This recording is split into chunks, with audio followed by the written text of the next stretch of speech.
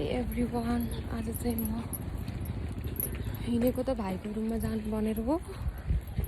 but रङ ठाउँमा झरेँ गाडीबाट रङ गाडीमा चढेर अब कहाँ हिँड्दैछु थाहै छैन अब लेट्स सी कस्तो घाम छ नि हेर्नु न कस्तो धेरै घाम चढेको थियो मलाई यस्तो गर्मी लागिरहेको थियो है एकदमै धेरै गर्मी भइरहेको थियो कि यति बेला बिस्तारै बिस्तारै गर्दै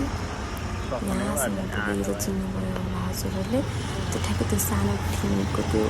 भिडियोलाई यतापट्टि म बसेको थिएँ कस्तो थपेर आएर